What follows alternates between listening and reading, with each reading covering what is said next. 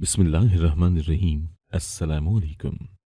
एक दिन शौहर अपनी नौकरी की तलाश में अखबार पढ़ रहे थे कि उनकी नज़र एक ऐसी खबर पर पड़ी कि खुशी से उछल पड़े, क्योंकि हमारे शहर से 8 मील दूर एक यूटिलिटी स्टोर था जहां गरीबों में सौदा मुफ्त तकसीम किया जाता था। मेरे शौहर अगले ही दिन सफ़र पर रवाना हो गए, मगर जब वापस आए तो बहुत परेशान दिखाई दिए। मैंने वजह पूछी तो बोले, काश मैं तुम्हें अपने साथ ले जाता तो राशन मिल जाता, क्योंकि स्टोर के अंदर सिर्फ औरतों को जाने की ही इजाजत है। यूं अगली ही सुबह मैं सौदा लेने के लिए शौहर के साथ चली गई, और जब मैं यूटिलिटी स्टोर के अंदर गई तो पांव तले से जमीन निकल गई, क्योंकि अंदर तो शब्बीर सुबह से अखबार लेकर बैठे थे। वो अपने लिए नौकरी ढूंढने में मसरूफ थे। उदासी और सुस्ती उनके पूरे वजूद पर छाई हुई थी, लेकिन अचानक ही उनके लब मुस्कुराहट में ढलने लगे और वो एकदम से उठकर खड़े हो गए और बोले, सदफ, इधर आओ। ये देखो, अखबार में खबर छपी है कि हमारे शहर से 8 मील दूर यूटिलिटी स्टोर पर गरीब लोगों में मुफ्त सौदा बांटा जा रहा है। मैं भी बेइंतहा खुश हो गई थी, क्योंकि हमारे घर में आटा चीनी सब खत्म हो चुका था। 2 दिन से बस चावलों पर ही गुजारा हो रहा था। अब इस मुश्किल वक्त में ये खबर दिल को सुकून पहुंचा गई थी। शब्बीर ने मेरा हाथ थाम लिया और बोले, सदफ, बस ये मुश्किल वक्त कट जाने दो, मैं तुम्हारे कदमों में दुनिया भर की खुशियां ला दूंगा। मैंने मुस्कुराकर कहा, शब्बीर, आपका साथ ही मेरे लिए सबसे बड़ी खुशी है। मगर हकीकत तो ये थी, मैं भी इन हालात से तंग आ चुकी थी। कभी कभार तो पेट भर कर खाना भी नहीं मिलता था। मैं कहाँ महलों में राज करने वाली थी। इस मोहब्बत के हाथों मैं रुस्वा होकर ही रह गई थी। लेकिन जब जब मैं परेशान होती और जूं ही मेरी नजर शब्बीर पर पड़ती, मेरे दुख गम सब दूर हो जाते थे। किसी ने सच ही कहा था कि अल्लाह ने मनपसंद इंसान में बड़ी शिफा रखी है। खैर, अगले ही दिन शब्बीर रवाना हो गए। मैं बेइंतहा खुश थी कि चलो सौदा आ जाएगा तो घर में चावलों के अलावा भी कुछ बन जाएगा। मैं शब्बीर के जाने के बाद घर के कामकाज निपटाने लगी। तभी हमारे घर के दरवाजे पर दस्तक हुई। मैंने जो ही दरवाजा खोला तो मेरी नजर बड़ी सी गाड़ी से उतरती हुई औरत पर पड़ी थी। मैंने नफरत से मुंह फेर लिया था, और मेरा बस चलता तो उस औरत को जीते जी मार देती, क्योंकि उसने मेरे साथ जो कुछ किया था वो कोई दुश्मन भी नहीं कर सकता था। मैंने उसके मुंह पर दरवाजा बंद कर दिया था। वो बाहर खड़ी दरवाजा खटखटाती रही, जबकि मैं अंदर खड़ी आंसू बहाती रही। लेकिन मैंने दरवाजा नहीं खोला, और वो आज भी मायूस लौट गई थी। गाड़ी के स्टार्ट होने की आवाज आई तो मैंने दरवाजा खोला। गेट में एक लिफाफा पड़ा था। मैंने जल्दी से वो लिफाफा उठाकर खोला तो उसमें इतनी रकम पड़ी थी कि हमारे 2 महीने का खर्च आसानी से निकल सकता था। मैंने इधर उधर देखकर वो रकम अपने पास रख ली थी। मैं घर आकर बैठ गई और उस औरत के मुतालिक सोचने लगी, जिसके साथ कभी मेरा बहुत करीब का रिश्ता हुआ करता था। मैं 7 साल की थी जब मेरी अम्मी का इंतकाल हो गया था। मेरी दादी ने अब्बू की दूसरी शादी करवा दी थी, क्योंकि उन्हें हवेली और करोड़ों की जायदाद का वारिस चाहिए था। अब्बू शादी नहीं करना चाहते थे, क्योंकि उन्हें इल्म था कि सौतेली माँ कभी भी सगी माँ की तरह बच्चों का ख्याल नहीं रख सकती। अब्बू जवान जहां थे, आखिर कब तक तन्हा रहते।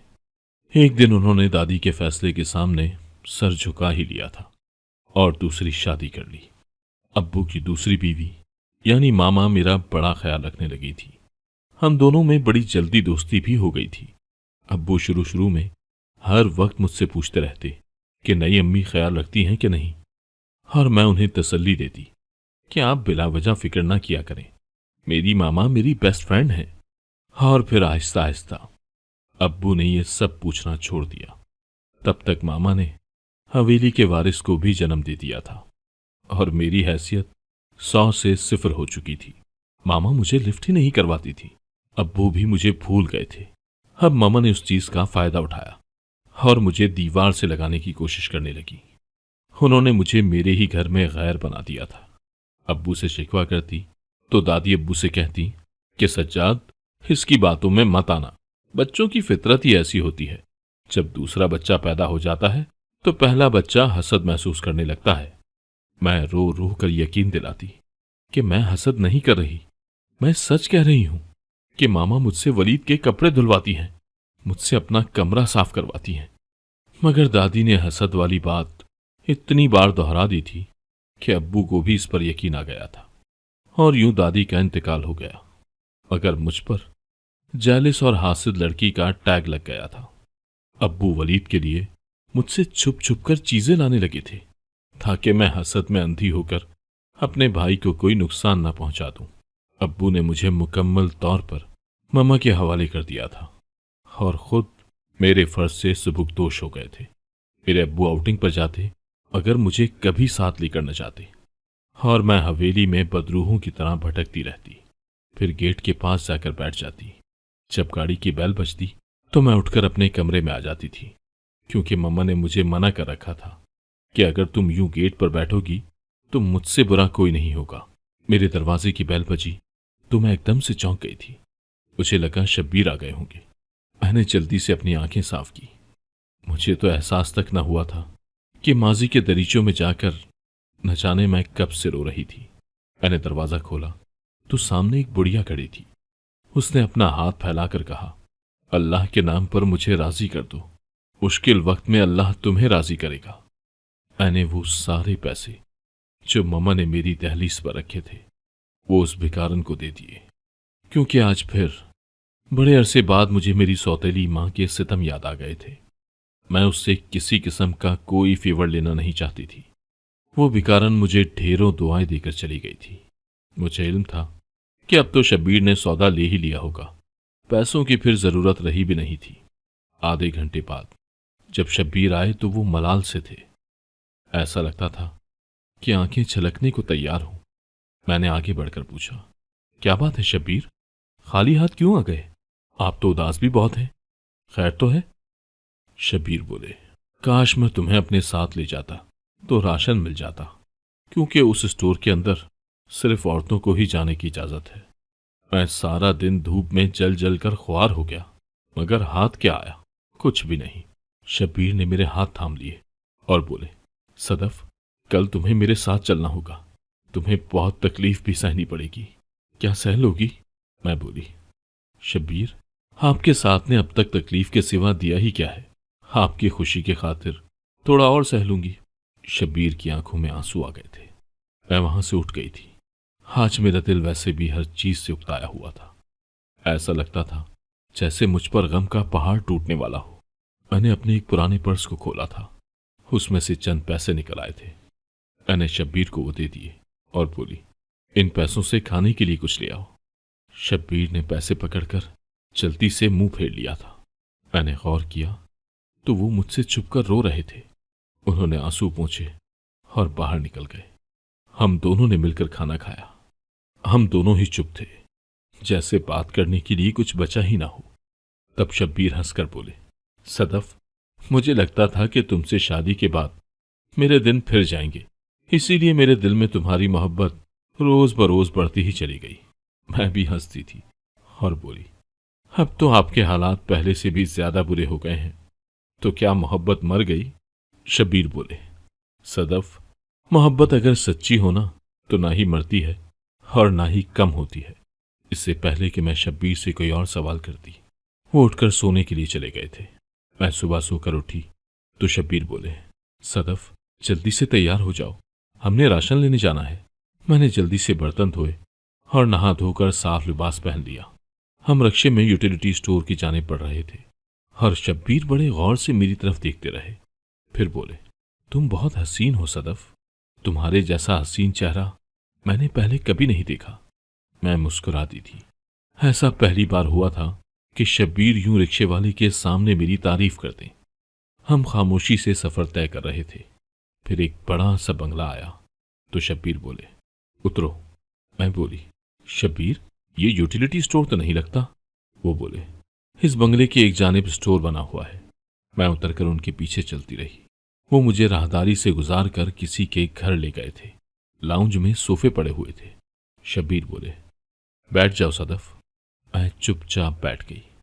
इतने में एक बड़ी वजादार सी औरत एक कमरे से निकलकर हमारे रूबरू आकर बैठ गई थी। वो मेरा बगौर जायजा लेकर बोली, ये लड़की तो प्यारी लगती है। फिर बोली, रफीके, पैसे ले आ। मैं हैरत भरी निगाहों से उनको देखती रही। एक गंजा आदमी ब्रीफकेस ले आया। उसने वो ब्रीफकेस शब्बीर को थमा दिया और बोला, गिन लो, पूरे 5 लाख हैं।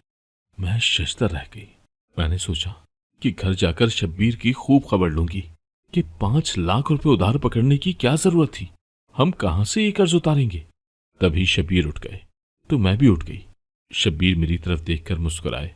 क्या हुआ सदफ, तुम कहां चलती? मैं बोली, यूटिलिटी स्टोर से खरीदारी नहीं करनी क्या?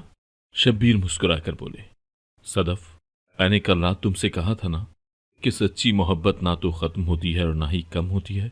मुझे एहसास हो गया है कि मुझे तुमसे मोहब्बत थी ही नहीं। मैं तो तुम्हारी बदौलत पैसा हासिल करना चाहता था। तुमने पैसे को लात मार दी तो मैंने तुम्हें लात मारकर पैसा हासिल कर लिया है। मैं तुम्हें यहां खरीदारी करने के लिए नहीं बल्कि फरोख्त करने के लिए लाया था। मैं चकराने लगी थी। मुझे यकीन ही नहीं आया कि क्या मैं ये सब सच सुन रही हूं जो शब्बीर ने कहा है। और फिर वो मुझे छोड़कर चला गया। मैं तो उसके पीछे भाग भी ना सकी। वो औरत बोली, मेरा नाम सितारा बाई है, तुम्हें यहां पर सदफ बाई बनकर रहना पड़ेगा। मैं चीखने लगी थी और फिर बेहोश हो गई। होश में आई तो मेरे सामने मेरी मामा मुस्कुराते चेहरे के साथ खड़ी नजर आई। वो बोली, सदफ, मेरे बेटी की बराबरी करने चली थी हाँ? कौवा चला हंस की चाल और अपनी भी भूल गया। मेरी आंखों से बेशुमार आंसू बहने लगे थे क्योंकि सितारा बाई बहुत जालिम औरत थी। वो अपनी बात मनवा कर ही रहती थी। मैंने उसकी बात मानने से इनकार किया तो उसने मुझे 2 दिन तक भूखी प्यासी बंद रखा। वो अक्सर कहा करती थी, सदफ, तुम्हें मैंने 5 लाख में खरीदा है। तुमसे मैंने 5 करोड़ न कमाए तो सितारा बाई न कहना। और फिर सितारा बाई ने जो कहा था वो अपनी बात पूरी करवाने लगी थी। हर रोज मुझे रक्स की महफिलों में भेजा करती थी।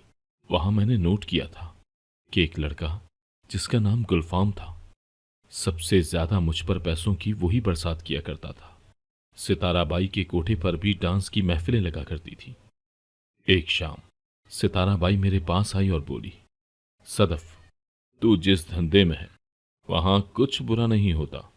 हमारे यहां गुनाह सवाब का कोई हिसाब नहीं होता। पैसा ही सवाब है और पैसा ही जन्नत। इसलिए मेरी एक बात कान खोल कर सुन लो। आज की रात गुलफाम हमारे कोठे पर बिताना चाहता है। तुम उसका मनोरंजन करोगी। इसके बदले में वो तुम्हें सोने में तोल देगा। मैं एकदम से गुस्से से बोली, सितारा बाई, लगता है तुम अपने हवास खो बैठी हो। मैं बाई नहीं हूं, बाई तुम हो। मैं तो एक बहुत बड़े चौधरी की बेटी हूं जो कमजरफों के हत्थे चढ़ गई हूं। सितारा बाई का कह कहा हर तरफ गूंज गया था। वो बोली, मुझे शुरू से ही लगता था कि जैसे तुम किसी बहुत बड़े खानदान की बेटी हो, मगर कभी तुमसे इस मुतालिक पूछा नहीं। आज मुझे अपनी दास्तान तो सुनाओ, मैं सुनना चाहती हूँ। सच कहूं तो मुझे भी किसी ऐसे इंसान की तलाश थी जो मेरी दास्तान 2 घड़ी के लिए बैठकर सुनता। कोई मुझसे मेरे गमों के मुतालिक भी पूछता। मैं बोली, सितारा बाई, मैं अपने इलाके के बहुत बड़े जमींदार की बेटी थी। मेरी माँ बचपन में इंतकाल कर गई तो दादी ने जबरदस्ती ही अब्बू की दूसरी शादी करवा दी। सौतेली माँ ने कुछ अरसा अच्छी बनने का खूब नाटक किया। फिर जब उसने हवेली को वारिस दे दिया तो आंखें माथे पर रख लीं। अब्बू भी बदल गए और यूं मैं नजरअंदाज होने का करब सहती जवान हो गई। तब मेरी सौतेली माँ ने अपनी बहन के माजूर बेटे से तय कर दिया। अब्बू को कोई एतराज नहीं था, जबकि मैंने तो वावेला मचा रखा था, लेकिन मेरी किसी ने ना सुनी। उन्हीं दिनों हमारी हवेली में एक नया ड्राइवर आया। उसका नाम शब्बीर था। उसने मुझे देखते ही मोहब्बत के दावे किए तो मैं भी बहक गई। मगर हकीकत तो यह है कि मैंने अपनी सौतेली माँ के फैसले और उसकी जालिम बहन के माजूर बेटे से फरार होने के लिए शब्बीर को इस्तेमाल किया था। मगर मैं नहीं जानती थी कि वो रातों रात अमीर होने के लिए मुझे इस्तेमाल कर रहा है। यूं मैं भागकर उसके साथ आ गई। तब पता चला कि वो तो मुझे 2 वक्त की रोटी भी नहीं दे सकता। और फिर एक दिन शब्बीर बोला कि यूटिलिटी स्टोर से सौदा लेना है, लेकिन वो मुझे यहां बेच गया। मैं फूट फूट कर रोने लगी थी। सितारा बाई बोली, जिंदगी ने तुम्हारे साथ बहुत जुल्म किए हैं। अब वक्त आ गया है कि तुम अपनी इस जिंदगी से बदला लो। मैं जैसे जैसे कहती जाऊं बस वैसे वैसे करती जाना। सिताराबाई ने भारी रकम गुलफाम से बटोरकर उसे मेरे हुजरे में भेज दिया। मैंने उसे देखते ही कह दिया कि मैं मजबूरी के तहत सिर्फ दिन बेचती हूं, खुद को नहीं। वो चुप करके मेरे पास बैठ गया और बोला, मुझसे शादी कर लो, मैं तुम्हें बहुत खुश रखूंगा। मैं उसकी बात सुनकर हंस दी थी। मैं बोली, गुलफाम, मैं एक बार शादी कर चुकी हूं, जिसका नतीजा ये कोठा है। दोबारा मैं ये तजुर्बा नहीं करना चाहती। गुलफाम बोला, मोहब्बत पर यकीन नहीं रहा तो इज्जत पर तो होगा ना। मैं तुम्हें निकाह में लेकर इज्जत दूंगा। इज्जत ही तो चाहिए थी मुझे। मैंने हामी भर ली। फिर मुझे इल्म नहीं हुआ कि गुलफाम ने मेरा कैसे सौदा किया, मुझे कितने में खरीदा। मगर 1 हफ्ते बाद मुझे अपनी दुल्हन बनाकर ले गया। गुलफाम अच्छा था, अमीर भी था, इज्जत करता था, और मैं बस इतने में ही खुश थी। जहां तक प्यार की बात है तो मेरा दिल मर चुका था। मुझे कभी प्यार महसूस ही नहीं हुआ। मुझे इतना मालूम है कि गुलफाम के घर में इज्जत थी, तहफ्फुज़ था। एक दिन मेरे घर के दरवाजे पर दस्तक हुई तो मैंने दरवाज़ा खोल दिया। मेरी आंखें बस इतना ही मंजर देख पाई थी कि एक बड़ी स्याह गाड़ी थी और मुझे उसमें धकेल कर न जाने कहाँ लेकर जाया जा रहा था। मैं खूब शोर मचाती रही, मगर सब कुछ बेकार गया था। मैं बेहोश हो गई और जब होश आया तो मैंने खुद को सिताराबाई की कोठे पर पाया। सिताराबाई बोली, गुलफाम का दिल भर गया था तुझसे, इसीलिए उसने तुम्हें आधी कीमत में फरोख्त कर दिया है। मैं ये बात सुनकर फूट फूट कर रोने लगी थी। मैं इस खरीदो फरोख्त के चक्करों से तंग आ चुकी थी। सिताराबाई ने अब रक्स के साथ साथ मुझसे और काम भी लेना चाहती थी, मगर मैंने इनकार कर दिया। इस जुर्म की पादाश में उसने एक बार फिर से मुझे जुल्म और तशद्दुद का निशाना बनाना शुरू कर दिया। एक दिन सिताराबाई ने मुझे मार मार कर अधमुआ कर दिया। तब किसी भिखारन की आवाज सुनाई दी। सिताराबाई अपने दरवाजे से किसी को खाली हाथ जाने नहीं देती थी। उसने भिखारन को अंदर बुला लिया और 500 का नोट थमा दिया। वो भिखारन मुझे बड़े गौर से देख रही थी। फिर वो चली गई। उस भिखारन का चेहरा रात तक मेरी आंखों के सामने रहा। न जाने वो कौन थी जो मुझे इतने गौर से देख रही थी। रात हुई तो किसी ने मेरे मुंह पर हाथ रख दिया। मैं हड़बड़ा कर उठ बैठी और मुझे ये देखकर हैरत का शदीद झटका लगा कि मेरे सामने तो वही भिखारन खड़ी थी। वो बोली, कभी कदमों मेरे पीछे चलती आओ। मैं बोली, कौन हो तुम? वो बोली, सवाल जवाब का वक्त नहीं है, तुम बस मेरी तकलीफ करो। मैंने उसकी बात मान ली। उसने मुझे कोठे के पिछले रास्ते से बाहर निकाल दिया था। उस रास्ते का तो हम लड़कियों में से किसी को भी इल्म नहीं था। उस भिखारन ने आगे जाकर एक रिक्शा रुकवाया और मुझे उसमें बैठने को कहा। मैं उसके साथ बैठ गई तो वो मुझे अपनी झोंपड़ी में ले गई। मैं हक्का बक्का उसको देखती रह गई थी। वो बोली, बेटी, आज़ादी मुबारक हो। मैं तुम्हें उस कोठे से आज़ाद करवा कर यहां ले आई हूं। मैंने पूछा, तुम कौन हो जिसने मुझ पर इतना बड़ा एहसान कर दिया? वो मुस्कुरा कर बोली, तुम्हें याद है एक रोज मैं तुम्हारे घर भीख मांगने के लिए आई थी। मैंने तुमसे कहा था कि तुम अल्लाह के नाम पर मुझे राजी कर दो, मुश्किल के वक्त में अल्लाह तुम्हें राजी करेगा। तुमने उस दिन मुझे इतनी रकम दी थी कि मैं राजी हो गई थी। आज तुम पर मुश्किल वक्त था, तुम्हें राजी करना जरूरी था। मैं उस बूढ़ी भिखारन को पहचान गई थी। अब मैं उसकी झोंपड़ी में रहने लगी थी। एक दिन वो मुझे बोली, मेरे साथ चलो। मैं हैरान थी कि इस वक्त मैं कहाँ चलूं, लेकिन मैंने उससे कोई सवाल नहीं किया और उसके साथ चल पड़ी।